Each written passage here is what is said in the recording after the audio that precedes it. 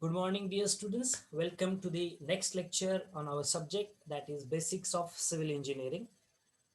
In our previous session, the topic that we have covered up is nothing but a role of civil engineer in the construction of the buildings. Already we have discussed about this particular point, but still a small recap of our previous discussion. What actually a civil engineer is going to do whenever he is working on the site.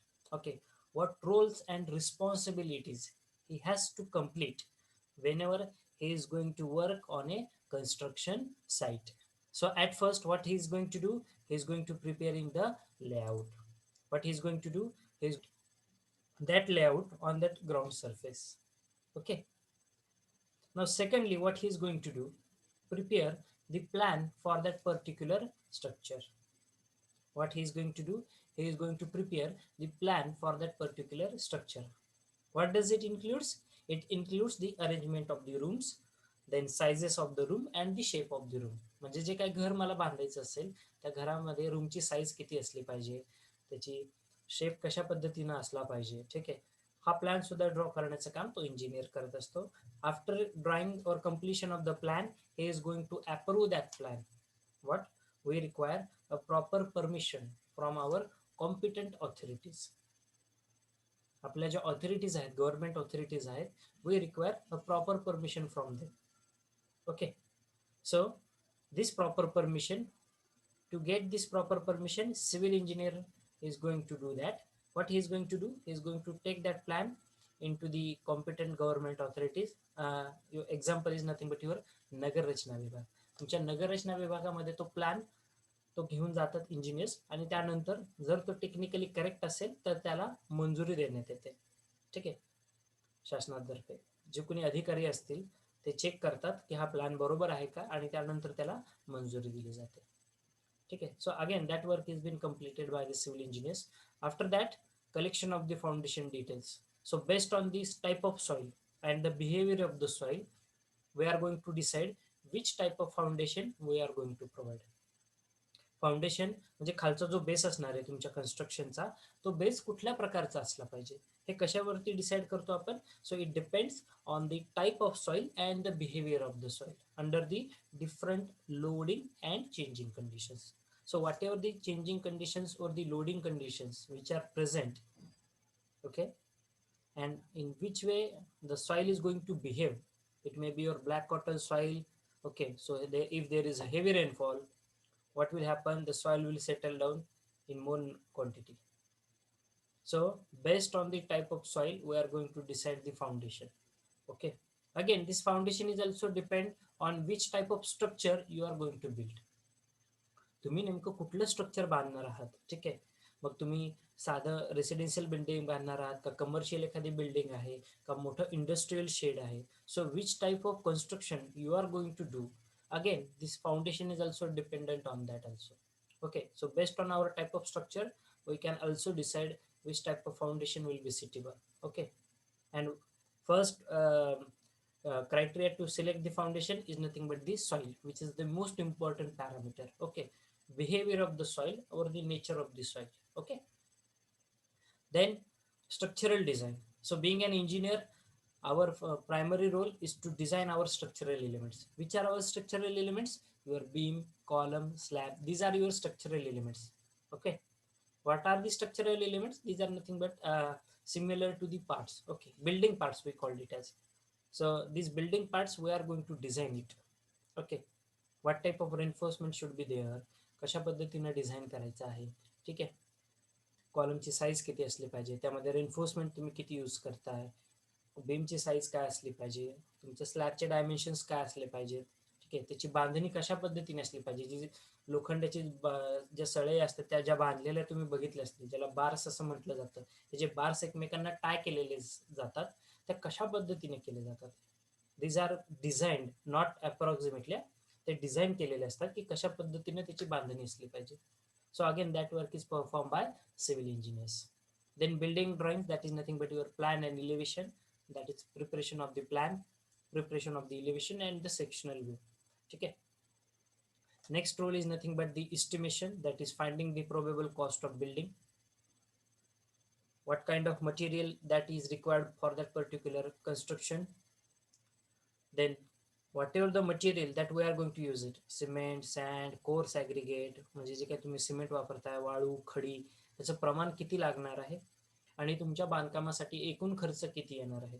ठीक आहे. मग त्याच्यामध्ये man power म्हणजे labour वर्कचा खर्च असेल, machine वर्कचा खर्च असेल, मटेरियलची कॉस्ट असेल, त्यानंतर इंजिनियर्सच्या सॅलरीज असतील आणि मिसलेनियस खर्च असेल, किरकोळ खर्च जो काय होतो बांधकामावरती. हा सर्व खर्च मिळून तुम्हाला एक प्रोबेबल कॉस्ट फाइंड आउट करावी लागते. ठीक आहे. त्यानंतर तुम्ही जे काही बांधकाम केलेलं असेल तर बांधकाम करत असताना जे मटेरियल तुम्ही यूज करताय, सिमेंट, वाळू, खडी किंवा इतर कुठलंही मटेरियल असू द्या, पेंट असू द्या, साधं प्लास्टिकची वाळू असू द्या, जे काही कन्स्ट्रक्शन ॲक्टिव्हिटीमध्ये तुम्ही मटेरियल यूज करताय त्याची गुणधर्म पडताळणे, मटेरियल टेस्टिंग, त्याच्या क्वालिटी आपण चेक करतो, त्याच्या फिजिकल प्रॉपर्टीज किंवा मेकॅनिकल प्रॉपर्टीज चेक करतो आपण. ठीक आहे. त्यानंतर आहे बिल्डिंग साईटचं सुपरविजन आणि त्याचं execution. This execution always depend and it is always directly related with the plan. जसा तुमचा प्लॅन असणार आहे त्यानुसार तो करेक्टली एक्झिक्यूट होतोय का. ठीक आहे. नाहीतर प्लॅन वेगळा आणि तुम्ही बांधलं वेगळंच आहे असं होता कामा नये. So with respect to our plan, whether it has been correctly executed or not. So that is again the important role played by the civil engineers. After that, maintenance is there, regular or routine maintenance we called it as, that is for your buildings or it may be for your any structure. कुठलंही structure असू द्या, we require regular maintenance. You can take the example of your roads. You can see the conditions of the roads in India or in Maharashtra also. Okay, every 6 months, 8 months in a span, we are going to repair it. As far as our flexible payments are considered आहे. म्हणजे जे डांबरी रस्ते जे तुम्ही बघताय, कॉन्क्रीटच्या रोडची maintenance cost ही कमी राहते, त्याची इनिशियल कॉस्ट ऑफ कन्स्ट्रक्शन जास्त आहे, मेंटेनन्स कॉस्ट कमी आहे त्याची. तेच डांबरी रस्त्यांची मेंटेनन्स म्हणजे त्याचं जे मेंटेनन्स राहणार आहे रेग्युलर मेंटेनन्स राहतं दर 6 महिन्याला 8 महिन्याला, कारण त्याच्यामध्ये वेगवेगळ्या प्रकारचं फेल्युअर ऑकर होतं. ठीक आहे. पाऊस खूप जोरात झाला आहे मग त्याच्यामध्ये फेल्युअर ऑकर होतं, रेटिंग असेल, फटिक क्रॅक्स म्हणजे रोडवरती तुम्हाला क्रॅक्स दिसतात, ॲलिगेटर क्रॅक्स ज्याला म्हणता तुम्ही. ठीक आहे. क्रोकोडाईल शेप्ड क्रॅक्स तुम्हाला दिसतात. त्यानंतर आहे महत्त्वाचा रोल सिव्हिल इंजिनियर्सचा, that is nothing but your arbitrators. Okay, no what are the arbitrators? The person who is going to resolve the disputes, म्हणजे जे काही जागेचे वादविवाद असतील हे जागेचे वादविवाद मिटवणारा जो माणूस असतो तो असतो तुमचा arbitrator, who must be a technically sound person having a brief or the detailed knowledge about the civil engineering sector, construction activities, plus he is having some knowledge about the rules and regulations that is been set up by our Indian laws. Okay. आपल्या भारतीय जो काही भारतात जे काही कायदे आहेत या कायद्यांबद्दलही त्याला नॉलेज असणं गरजेचं आहे. So just a small recap we have taken for our previous discussion. Now let's move ahead towards the next part. Actually, whatever these roles which we have mentioned in this presentation, I have added some pictures regarding these types of construction or what steps we are going to follow as far as our construction is considered. Okay. जर तुम्हाला घराचं बांधकाम करायचं असेल तर कुठल्या basic steps तुम्ही follow करायला पाहिजे बांधकामामध्ये. So we are having some nice pictures that I have added. So let's move ahead. Yes. Now the first step which has been followed by any engineer, civil engineer, during the construction of any house, it may be your house or anything, is nothing but this site clearance. Site clearance and its leveling. Now what does it mean? Site clearance. Site clearance म्हणजे नेमकं काय असतं? आता बघा, तुमच्याकडे मोकळा plot आहे. ठीक आहे. तुमच्याकडे प्लॉट आहे, 1 एकर जमीन आहे, शेत जमीन असेल. त्या जमिनीवरती तुम्ही पाहता काहीतरी अशी झाडं झुडपे उगवलेली असतात. ठीक आहे. छोटीशी गवत आहे म्हणा किंवा मोठमोठी झाडं आहेत हे उगवलेले असतात आणि तुम्हाला आता बांधकाम करायचं आहे. मग बांधकाम करताना डायरेक्टली हे जे काही झाडं दिसतात याच्यावरती तुम्ही बांधकाम करता का रे? नाही. So what actually you are going to do? You are going to cut down, you are going to level that surface. If there are any trees, any shrubs or small cutting grass is there, okay, small grass is there, you are going to cut it and you are going to level that surface. What you are going to do? You are going to level that surface. आपण ते surface level करतो. level करतो म्हणजेच काय? जी माझी जमीन आहे ज्यावरती मला बांधकाम करायचं आहे, जर त्या जमिनीवरती कुठल्याही प्रकारची छोटी झाडे झुडपं असतील, मोठं झाड असेल किंवा गवत असेल उगवलेलं, तर हे आपण सगळं कट करतो, याला म्हटलं जातं site clearance process. Everyone please remember, first step for doing any kind of construction is nothing but the site clearance. आधी आपण आपली साईट क्लिअर करत असतो. साईट क्लिअरन्स या शब्दाचा अर्थ काय, तर तिथं जी काही झाडं झुडपं आहेत ही झाडं झुडपं आपण कट करतो. ठीक आहे, गवत असेल छोटंसं उगवलेलं grass, that also we are going to remove. आपण कट कसं करतो ते एकदम प्लेन, जसं तुम्ही ग्राउंड पाहता एकदम, ठीक आहे, त्या पद्धतीने आपण त्याला शेपअप करतो. ठीक आहे, आणि त्यानंतर लेवलिंग करणे त्या सरफेसची. जर कुठे खड्डा आहे, कुठेतरी उंच भाग आहे, चालेल का नाही, अनइवन सरफेस चालेल का नाही, so we are going to level it. जर कुठे खड्डा असेल तर तिथे भर टाकली जाते, कुठं उंच भाग असेल तर तो कट केला जातो, कटिंग आणि फिलिंग पोर्शन ज्याला म्हटलं जातं, आणि तो सरफेस एका फ्लॅट सरफेसवरती आणला जातो, म्हणजे लेवल केली जाते. Okay, I hope you got this particular step. Site clearance, the first primary step as far as any construction is considered. Okay, site clearance. Now this site clearance we are going to do it by JCBs, or you can use your manpower also. ठीक आहे, तुम्ही JCB द्वारे सुद्धा site clearance करू शकता किंवा manpower द्वारे सुद्धा करू शकता. Now second step as far as our construction sector is considered, as already we have discussed in our previous session also, is nothing but the marking of the layouts. Marking of the layouts. आता layout मार्कआउट करणे म्हणजे काय रे, तर actually माझा जो plan असणार आहे, नीट आहे का, ऍक्च्युली माझा जो प्लॅन असणार आहे माझ्या हातामध्ये, हा प्लॅन ग्राउंड वरती इम्प्लिमेंट करणे.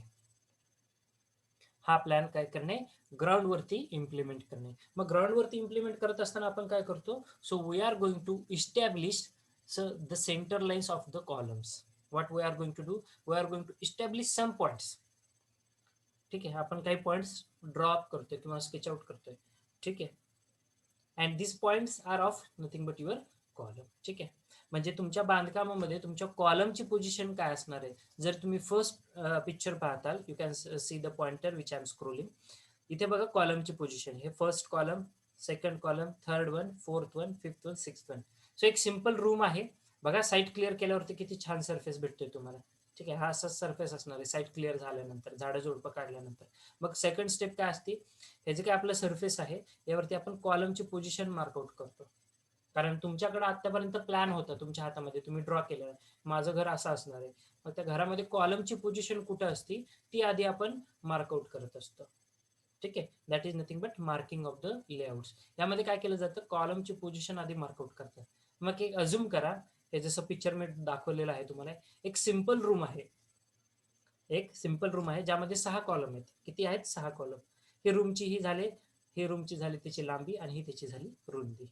सो 6 कॉलमची पोझिशन काय, कॉलम फर्स्ट इथं आहे, सेकंड इथं आहे, थर्ड इथं आहे, फोर्थ इथं आहे, फिफ्थ आहे, सिक्स्थ इथं आहे. आता ह्या 2 कॉलमचे डिस्टन्स कसं घेतलंय, तर तुमच्या प्लॅनमध्ये दिलेलं आहे. बरोबर आहे, column number 1 to column number 2 हे डिस्टन्स दिलेलं राहतं. ठीक आहे, आता हे डिस्टन्स तुम्ही म्हणता सर कसं डिस्टन्स दिलं, प्लॅनमध्ये तर मला नुसते हॉल दिसतोय. नाही, आपण जो काही प्लॅन ड्रॉ करत असतो, एखादा इंजिनियर ज्यावेळेस प्लॅन ड्रॉ करत असतो, ठीक आहे, तर तो प्लॅन फक्त काय, एखाद्या घराचा ड्रॉ करत असताना फक्त रूम्स दाखवत नाही. तर प्लॅनमध्ये 3-4 कॅटेगरीज असतात. डिटेल स्ट्रक्चरल प्लॅन असतो, त्यानंतर तुमच्या फुटिंगचा एक प्लॅन असतो. ठीक आहे, त्यानंतर तुमच्या फाउंडेशनचा प्लॅन असतो. मग जो तुमचा फाउंडेशनचा प्लॅन आहे किंवा फुटिंगचा प्लॅन आहे, त्या प्लॅनमध्ये तुम्हाला त्या कॉलमची पोझिशन दिसते की तो कॉलम कुठे कुठे आहे. म्हणजे जर तुम्ही घर बांधलेलं आहे तर त्या घरामध्ये कॉलमची पोझिशन कुठं असणार आहे. ठीक आहे, if you give me a minute I will show you one nice drawing which been prepared by the students. एक प्लॅन दाखवतो so that it will be easy for you to understand it. Okay, so just give me a minute.